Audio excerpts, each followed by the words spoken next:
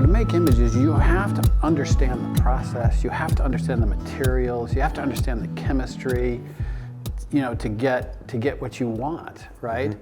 And you know what it can do, but you also know what it can't do. Right. And so in business, it's just as important to really know your business. What are we really good at? What are we kind of good at? What are we not so good at?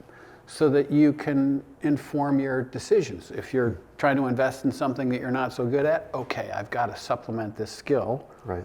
And I've got to manage this risk because I may not be able to successfully supplement this skill.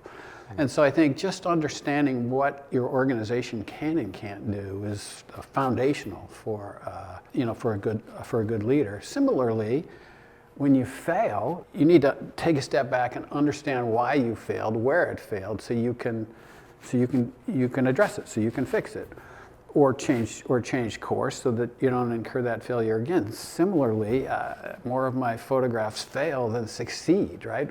As photographers, we have many more negatives than we have prints. There's a reason for that. Not all of them work. That's a really, really interesting point. That's a very interesting point. Yeah. The other thing I found where there's a strong relationship between the two is that when I'm making an image, I have a vision of what I want it to be. And it's less planned and more, it strikes me, right? And so I want it to look like this. So you want to paint, you paint this picture in your mind of what you want it to be. In a black and white film, I'm standing there in front of a 3D color scene and say, how do I translate this to black and white on a two-dimensional piece of paper, right? And so if you can do that successfully, people will look at it and they'll say, cool, this is a great image. We need to do the same thing in business, right? Because your business isn't in this place. You need to be in this place. Well, you've got to describe this place to them, right? In a photograph, you do it and you show people and they say, oh, I see what you mean. But in business, you've got to do the same thing. You've got to tell a story about what's in your mind, about how that business could be, should be, want to be, and are going to be. And you need to articulate that, and you need to tell it in a compelling way that gets people excited about it and supportive of it, and running toward that target. That might be my favorite part of this interview. Is what you just said. And I always tell people, and I really believe that someone's ability to appreciate a piece of art is in proportion to what they know about the artist.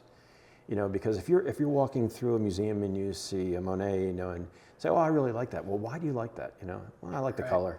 I like the composition. But what do you know about the artist? What were they going through when they created that? What's in their mind? It adds so much dimension to the work. It does, yeah. And normally, my experience is, and I've experienced this just from my own self, a photograph taken by an engineer can be very mechanical. It could be perfectly crafted, but have no soul.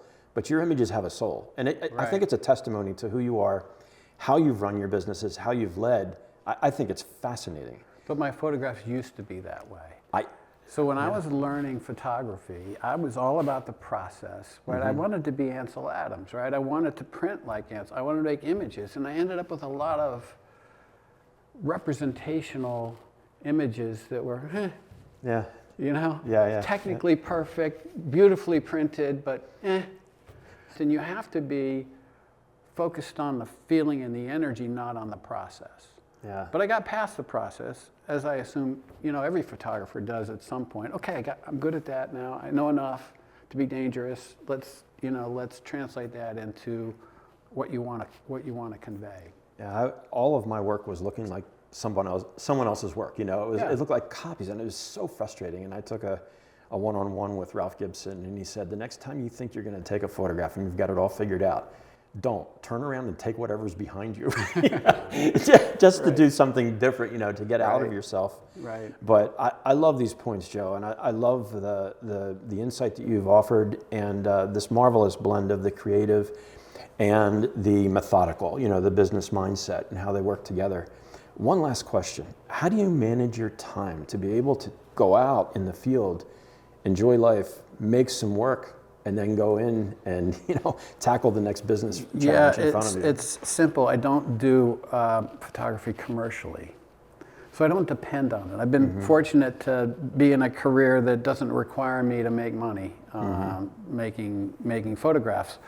So I'll make negatives and then let them sit for a long time until I get a break and can look at them and print them. And it's a darkroom time that takes, that takes a lot. Joe, thanks so much. I really appreciate it. This has been a true pleasure way beyond this interview. Meeting you and getting to work with you has been a great thing in my career. Thanks very much for coming. Likewise, Bob. Thank you.